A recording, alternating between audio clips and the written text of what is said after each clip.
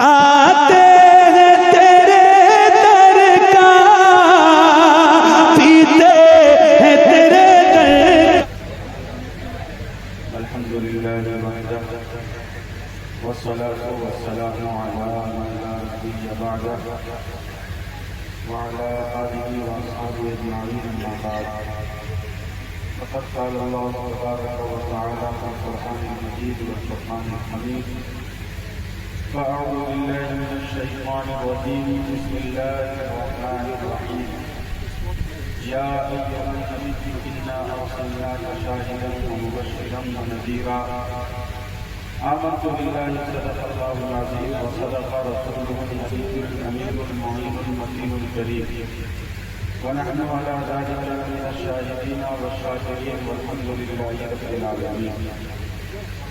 غوث اعظم فرمانے جیس و اسامہ مدد قبلہ دی مدد کعبہ ایمہ مدد واہ کیا مرتبہ ہے غوث بالا تیرا، اونچے مروں کے سروں سے قدم آلا تیرا، سر دادا کیا کوئی جانے کے ہے کیسا تیرا، اولیاء بنتے ہیں آنکھیں وہ ہے تلوار تیرا۔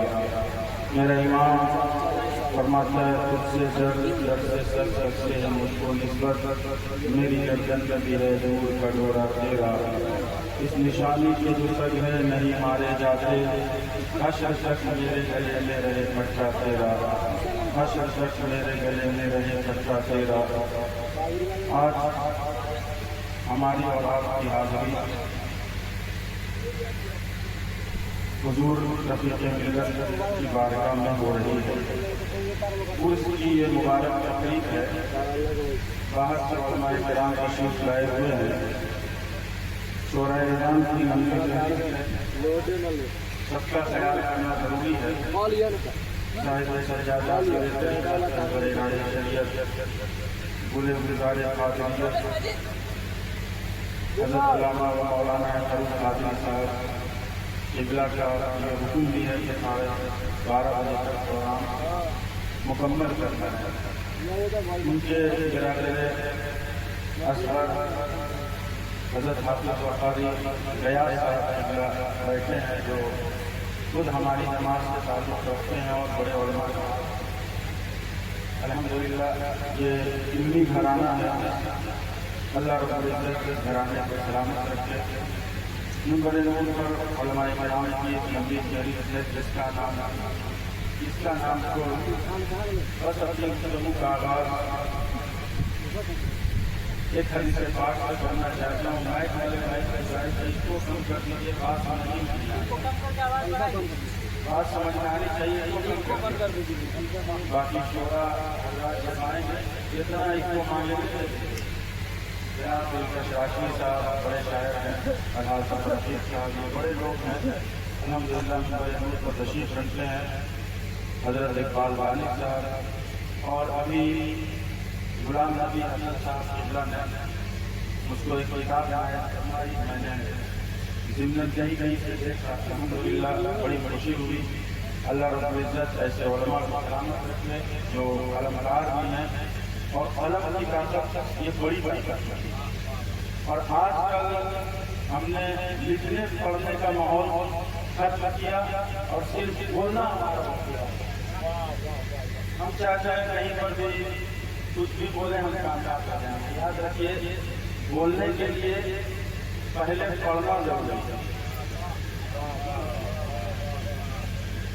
لکھنے کے لیے پہلے پڑھنا ضروری ہے۔ اگر پڑھیں گے نہیں تو بولیں گے۔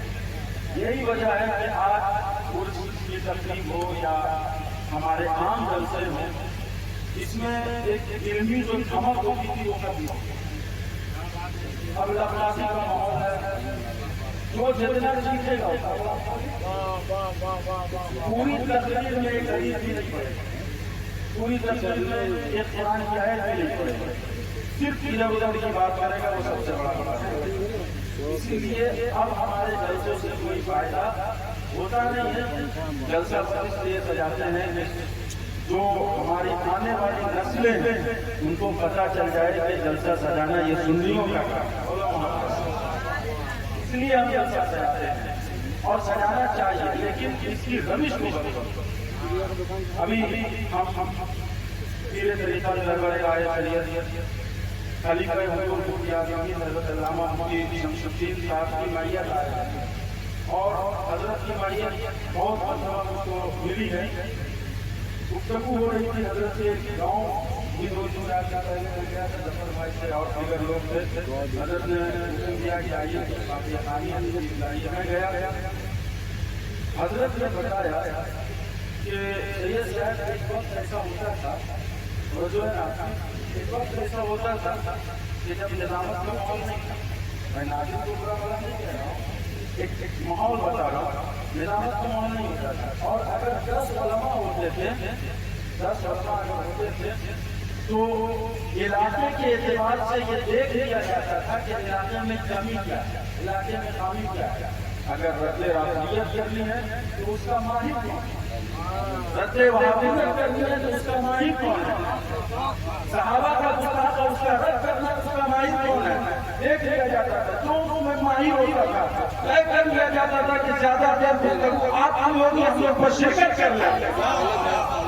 یہ ماحول ہوتا تھا جب سے, یعنی نیت یہ ہوتی تھی کہ جلسے سے فائدہ ہو, نیت یہ ہوتی تھی کہ جلسے سے دین کی اشاعت ہو, نیت یہ ہوتی تھی کہ جلسے سے قرآن و حدیث کی تبلیغ ہو, دین کی تبلیغ ہو. لیکن آج جلسوں کا معیار ہو گیا ہے اور تقریر کی نیت یہ ہو گئی ہے کہ ہم جم جائیں, دوسرا چاہتا ہم جم جائیں, شاعر چاہتے ہم جم جائیں, نقیب چاہتے ہم جم جائیں. یہ جمنے جمانے کے چکر میں ہم نے قرآن سے لوگوں کو دور کر دیا, حدیث سے ہم نے لوگوں کو دور کر دیا. ضرورت اس بات کی ہے کہ ہم جمنے جمانے پر دھیان نہ دیں بلکہ غور کریں کہ علاقے میں ضرورت کن چیزوں کی ہے, علاقے میں ضرورت کن باتوں کی ہے. ان باتوں پر گفتگو ہو جائے, اس ضرورت پر گفتگو ہو جائے, اس کا مقصود بھی پورا ہو جائے. جلسے آج ہوتا یہ ہے اچھے علماء, صلاحیت مند علماء جو بیٹھ کر مدرسے میں بخاری پڑھاتے ہیں, جو بیٹھ کر مدرسے میں مسلم پڑھاتے ہیں, جو بیٹھ کر مدرسے میں ترمذی پڑھاتے ہیں, جو بیٹھ کر مدرسے میں ہدایت پڑھاتے ہیں, جو بیٹھ کر مدرسے میں بڑی بڑی کتابیں پڑھاتے ہیں, وہ اگر اسٹیج پر آ جائے اور جو پیشہ ور لوگ ہیں ان کو اگر کسی وجہ سے نہیں پہچانتے ہوں تو کہتے ہیں یہ ہوتا ہے کہ نہیں ہوتا, پیچھے جا کے بیٹھ گئے.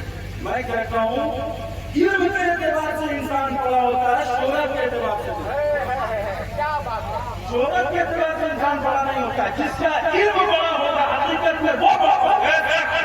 اللہ کے علم والا اس کا مقام بہت ہے, اس لیے حضور نے علم والوں کا مقام بہت واضح انداز میں بیان فرمایا ہے. حضور نے فرمایا اللہ رجل اتاه الله مالا فسلطه على حركة الحق ورجل اتاه الله الحكمة فيقتدي بها ويعلمها. حضور نے فرمایا کہ 2 شخص ایسے ہیں, اگر حسد شیخ محقق کی تشریح کر رہا ہوں, شیخ محقق نے تشریح کی کہ اگر حسد جائز ہوگا تو ان 2 لوگوں کو کیا جائز ہوگا, حسد جائز ہوگا تو 2 لوگوں کو کیا جائز ہوگا.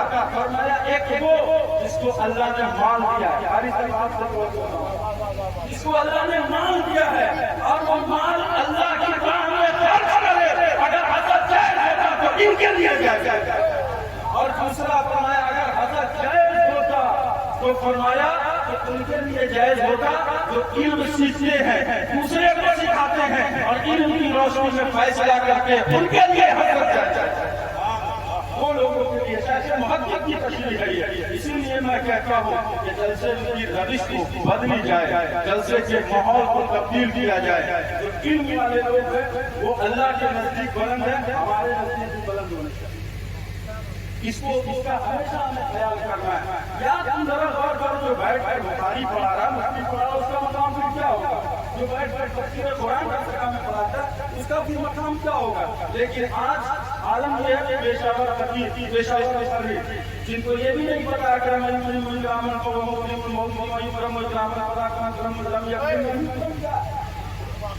یہ بھی نہیں پتا ہے کیا, وہ بھی آ کر کے مخالف کرتے ہیں. میں کہتا ہوں اگر امام اس کو محبت کے نام پہ ہم جلسہ سجاتے ہیں اور کہتے ہیں کہ ہم امام پر مشن پر چلنے والے ہیں تو پھر امام کے فتووں پر بھی عمل کرنا پڑے گا. इमाम के फतवा पर भी अमल करना पड़ेगा। इमाम का फतवा क्या है? मैं वाज़ेह अंदाज में सब उलमा जानते हैं, इमाम का फतवा यही है कि जो गैर आलिम है, जो इल्म नहीं रखता है, वो तकरीर नहीं कर सकता है, तो इसको भी की जरूरत है, हक गोली करनी पड़ेगी। हक से हम दूर हो गए। यही वजह है कि हमारे समाज में जो माहौल आज फैल रहा है वो खत्म नहीं हो पा रहा है। हुजूर हमारे 20-20 दिन तक चल रहा है कि जहाँ पे जैसी जरूरत होती थी हम ऐसे उलमा का इंतजार करें, कहीं पर शम्सुल उलमा होते, जहाँ पर वक़ाहत की बात होती है तो उलमा को खड़ा कर देते, जहाँ पर बेहतरीन तकरीर और वाज़ो नसीहत की बात होती वहाँ पर मुश्ताक अहमद निज़ामी को खड़ा कर देते थे। हज़रत फरमाते हैं कि इस तरह के उलमा थे, हम लोग मतलब बोल के अपनी हाजिरी लगाते हैं, जैसी जरूरत होती है इलाके में उस हिसाब से वहाँ पर तकरीर करवाते।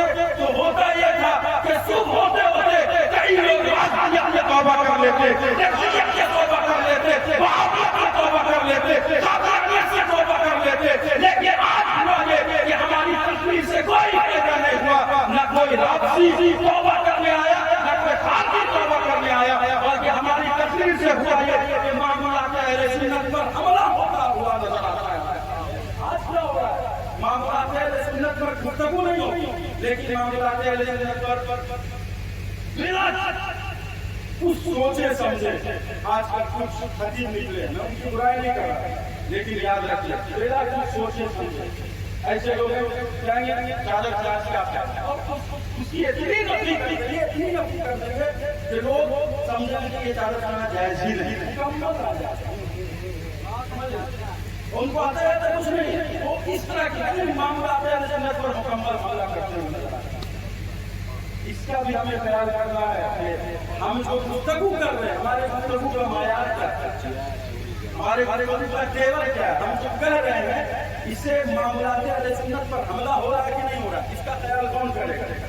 अब कहते हैं क्या जरूरत है मिलाद करने की, क्या जरूरत है फातिहा करने की, क्या जरूरत है चादर चढ़ाने की। मैंने कहा यार इसकी जरूरत क्या है तुम नहीं समझ सकते। छोटे छोटे बच्चे जब देखेंगे कि तेरे घर में मिलाद हो रहा है, तेरे घर में जलसा हो रहा है, तेरे घर में बुजुर्गों का उर्स मनाया जा रहा है, जब वो बड़े होंगे तो वहाबियत और देवबंदियत की तरफ राजी नहीं होंगे, बल्कि सुन्नी बनेंगे, कहेंगे मेरा बाप भी क्या करता था। इन बातों की हमला मत करो।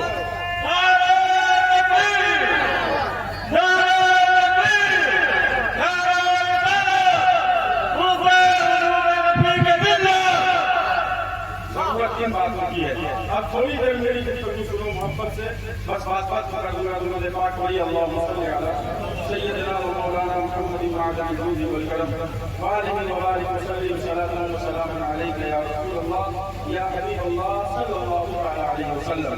हारिस अल्लाह आपकी बात पर मैं अमल करते हुए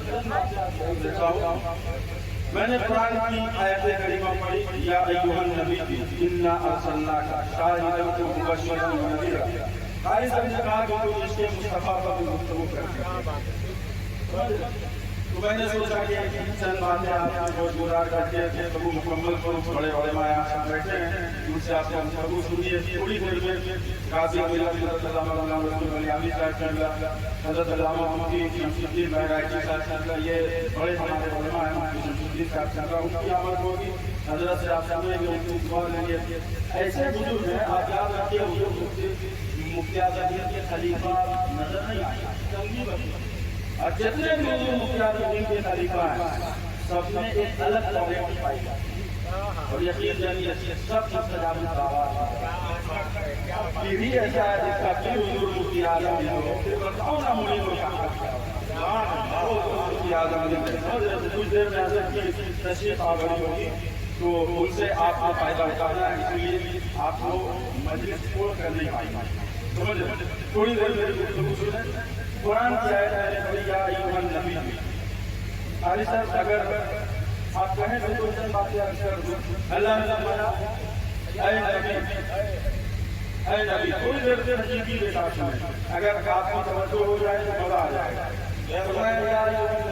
ऐ नबी, मैंने जब ये आयत करीमा पढ़ी तो मैंने आयत पर गौर किया, और थोड़ी मेरी आदत है कि मैं कुछ कुछ वजह मेरी आदत है میں نے غور کیا تو یا اور ایہا پر میں نے نظر ڈالی، توجہ اگر ہو آپ کو، میں نے دیکھا یا اور ایہا یہ کامن پر آتا ہے، یہ عربی ایک لفظ ہے، یہ جو ہے یہ جب کامن پہ آتا ہے تو اس کو خاص کرتا ہے اور خاص کر کے بے مثال کرتا ہے۔ یا اور ایہا کیا کرتا ہے، کسی عام پر آتا ہے تو عام کو خاص کر دیتا ہے، خاص کر کے بے مثال کرتا ہے۔ ساری سب توجہ، اب ذرا غور فرمائیے، یا ایھا النبی، اللہ نے فرمایا اے نبی، نبی جو 1,24,000 ہے، لیکن یا ایھا النبی کس پر آیا؟ محمد پر، تو 1,23,999 طرف محمد خاص ہو گئے، محمد خاص ہو گئے۔ یا ایھا النبی، پھر میں نے پڑھا یا ایھا المدثر، یا ایھا المزمل، اے چادر والے۔ اب چادر تو ہر کوئی لیتا ہے، جہاں دیکھو وہاں چادر، مظفرپور کی ہر مکان میں چادر، ہر مکان میں چادر، چادر ہم بھی لیتے ہیں، چادر آپ بھی لیتے ہیں، لیکن ہم اور آپ چادر لے تو قرآن کیا نہیں کرتی، محمد چادر لے کے جا رہا ہے۔ یہ میرے آقا کی شان ہے، یہ میرے آقا کی شان ہے۔ اب تم کہو کہ مولانا تم کہہ دو یا جہاں پر آتا ہے وہ عام میں خاص کر دیتا ہے، خاص کر کے بے مثال کر دیتا ہے، تو پھر یہ بتاؤ قل یا ایھا الکافرون کے بارے میں کیا خیال ہے؟ قل یا ایھا الکافرون کے بارے میں کیا کہتے ہو؟ یہاں کافروں پر یا آیا ہے، پھر اس کے بارے میں تمہارا کیا خیال ہے؟ تو میں تمہیں جواب دوں گا اور بتاؤں گا کہ سنو، کافر ہر دور میں رہے ہیں، آدم کے دور کے بھی کافر ہیں، شیش کے بھی دور کے بھی کافر ہیں، زکریا کے دور کے کافر ہیں، یحییٰ کے دور کے کافر ہیں، موسیٰ اور عیسیٰ کے دور کے کافر ہیں، ہر دور کے کافر رہے ہیں، لیکن اے محمد جو تیرے کافر ہے پھر کفر میں ان کا کوئی نہیں، اے محمد جو تیرے کافر ہے پھر کفر میں ان کا کوئی جواب نہیں ہے۔ تو فرمایا قل یا ایھا الکافرون، پھر یا ایھا الذین آمنوا بھی ہمارے لیے آیا، اے ایمان والو، ذرا قرآن کی آیت پر غور کیجئے، تو یا اور ایھا جب ایمان والوں پر آ گیا تو امتی 1,24,000 نبی انبیاء کرام آئے اور 300 سے زائد رسول آئے۔ اب مجھے بتائیے، ہر نبی کی امت ہے، لیکن جب امت محمدیہ پر یا آیا تو یہ امت بھی تھی، بڑے یاد رکھو اور یاد رکھیے ذرا، جو دشمن ہوتا ہے اللہ کا، جو دشمن ہوتا ہے رسول کا، جو دشمن ہوتا ہے جبرائیل اور میکائیل کا، یہ بھی یاد رکھیے اللہ فرماتا ہے وہ میرا بھی دشمن ہے، وہ میرا بھی دشمن ہے۔ اسی لیے ہمیں اللہ اور رسول سے سچی محبت کرنی چاہیے، اور یاد رکھیے ہم حضور سے محبت کیوں نہ کریں یار، بتاؤ حضور کی طرح کوئی پیدا ہی نہیں ہے، حضور کی طرح کوئی آیا ہی نہیں ہے۔ حضرت جابر جب آئے حضور کی بارگاہ میں، فرمایا یا رسول اللہ مجھے بتائیے اللہ نے سب سے پہلے کیا چیز پیدا فرمائی؟ اب بس کسی حدیث پر میری گفتگو ختم ہو جائے گی۔ حضرت جابر کے سوال پر میرے آقا نے ارشاد فرمایا، اے جابر، اللہ نے سب سے پہلے تیرے نبی کے نور کو اپنے نور سے پیدا کیا، سب سے پہلے تیرے نبی کے نور کو اپنے نور سے پیدا فرمایا۔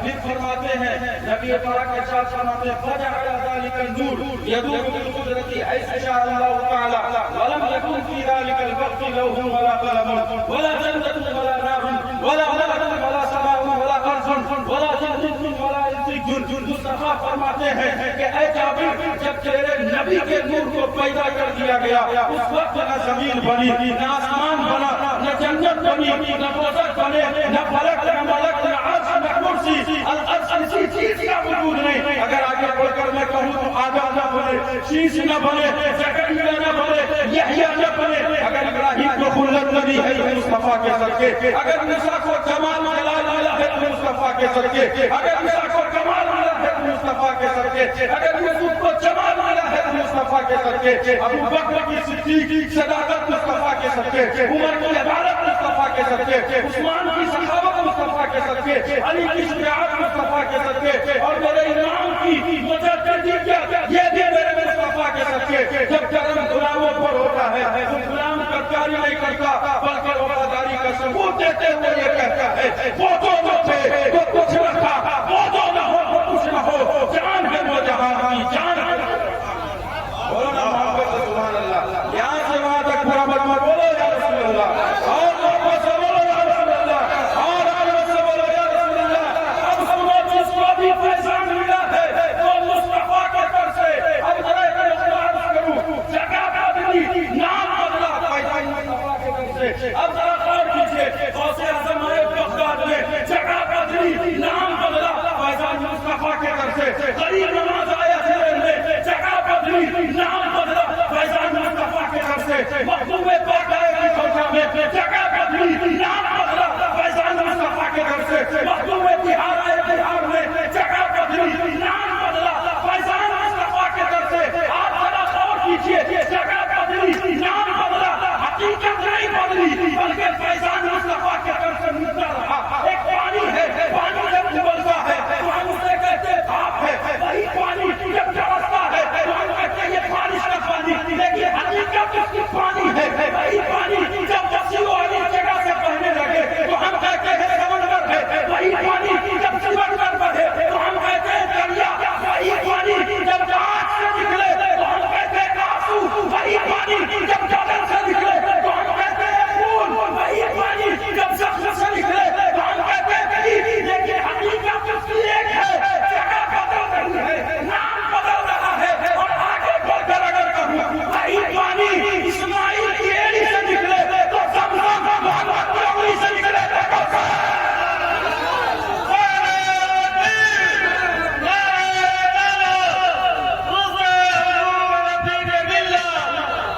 जरा मोहब्बत से बोलो या रसूल अल्लाह, जरा मोहब्बत और बोलो या रसूल अल्लाह, और मोहब्बत से बोलो या रसूल अल्लाह। जगह बदल रही है, नाम बदल रहा है। पानी एक है लेकिन जगह बदल रही है, नाम बदल रहा है। पानी वही है, जब इस्माइल की एड़ी से निकलता है तो ज़मज़म और मोहम्मद की उंगली से निकलता है तो जगह बदल रही है, नाम बदल रहा है। और आपको मैं बताऊं, जो लोग कहते हैं कि मदीना शरीफ की तरफ रोजा न चेहरा न करो, ये बिदअत है। मैं उनसे कहना चाहता हूँ, हुजूर ने फरमाया खम्सुम मिनल इबादत अन नज़र मुसहफ व नज़र काबा व नज़र इला ज़मज़म। हुजूर ने फरमाया कि ज़मज़म की तरफ देखना इबादत। किसकी तरफ देखना? पूरा मलमा बोलो, किसकी तरफ देखना इबादत? ज़मज़म की तरफ देखना इबादत। अरे मैं कहता हूँ वो ज़मज़म कोई इस्माइल की एड़ी से निकला, इतना मोतबर हो गया कि उसकी तरफ देखो तो इबादत। अरे जिस जगह पे दफा फरमा है वो जगह काबे से भी अफजल, वो जगह अर्श से भी अफजल। तो ये बताओ ज़मज़म की तरफ देखना इबादत, तो मुस्तफा के रोज़े की तरफ देखना। समझ रहे? जब ज़मज़म की तरफ देखना इबादत है तो गुंबद खज़रा की तरफ देखना शिर्क कैसे होगा? बात समझनी चाहिए। इनके नजरिए और अकीदे में वो तो कहीं न कहीं खोट है। यहाँ पर मैं चूमता रहा, परेशान रहा इन अकीदों से, कहा चूमना शिर्क है। समझ रहे हैं? तवज्जो नहीं, आप तवज्जो चाहता हूँ, समझ रहे हैं? हम अपने शामिल यहाँ पर चूमता रहा, इन लोगों ने सांस लेने नहीं दिया। कहा यार चूमना शिर्क है, बिदअत है। शिर्क और बिदअत का फतवा लगाया। हिंदुस्तान में जब काबा गया तो काबे में देखा कि हज़रत अशरफ ने बहुत दूर रहकर लोग ऐसे कर रहे और ऐसे छू रहे। मैंने कहा यार हिंदुस्तान में आम जमीन पर चूमना बिदअत और शिर्क, तौहीद के मरकज में आकर छू रहे हो, वहाँ पत्थर को छू रहे हो। नहीं समझे आप? मैंने कोने से पूछ लिया यार क्या चूमे, यार क्या चूमे? कहा पत्थर चूमो। मैंने कहा कैसे चूमना हुआ? पत्थर पर हाथ रखे, देखा हाथ नहीं रखा। भीड़ इतनी थी कि वहाँ पर जा नहीं पाया। मैंने कहा ठीक है, नहीं गए वहाँ पर पत्थर को देखे, कहा देख भी नहीं पाया। भीड़ इतनी थी कि पत्थर नजर भी नहीं आया, पत्थर पर हाथ मैंने रखा। मैंने कहा फिर कैसे, क्या किया? क्या बस दूर से ही पत्थर की तरफ मैंने निगाह कर ली। दूर से ही पत्थर की तरफ मैंने निगाह कर ली, और जैसे ही पत्थर की तरफ मैंने निगाह की तो हाथ उठा लिया, और हाथ उठाकर मैंने चूम लिया। मैंने कहा चूमना हुआ? कहा हाँ हो गया। मैंने कहा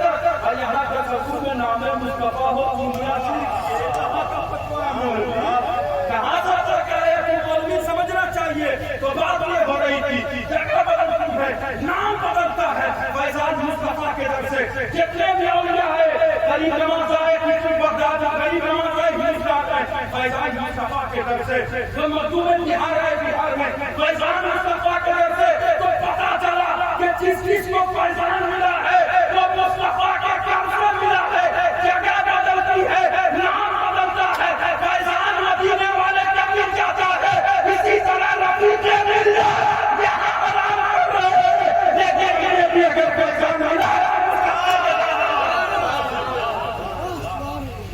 انہیں بھی اگر فیضان ملا ہے تو مصطفیٰ کے در سے ملا ہے اسی لیے سمجھنا چاہیے جگہ بدلتی ہے نام بدلتا ہے اللہ والوں کی حال میں آئے ہو تو ان کا احترام کرو ان کا ادب کرو علماء کی گستاخی نہ کرو ان کا مقام اتنا بلند ہے حضور نے فرمایا بس ختم کر دیا میں نے گفتگو ایک بڑی سے بات بولے حضور نے فرمایا انی لأظن بأهل الأرض عذابا فإذا نظرت إلى أموال بيوتي والمتحركين فيها والمستغفرين بالأسحار تركت عذابهم حضور فرماتے ہیں کہ رب کا حدیث قدسی ہے رب کہتا ہے میں دنیا والوں کو عذاب دینا چاہتا ہوں کیا کہنا چاہتا ہوں دنیا والوں کو عذاب دینا چاہتا ہوں فإذا نظرت إلى أموال بيوتي جب میں ان لوگوں کو دیکھتا ہوں تو میرے گھر کو آباد کرنے والے ہیں جب میں ان لوگوں کو دیکھتا ہوں جو آپس میں محبت کرنے والے ہیں جب میں ان لوگوں کو دیکھتا ہوں جو رات کی تاریکیوں میں اٹھ کر عبادت کرنے والے ہیں تو رب کہتا ہے میں ان لوگوں کی وجہ سے اپنا عذاب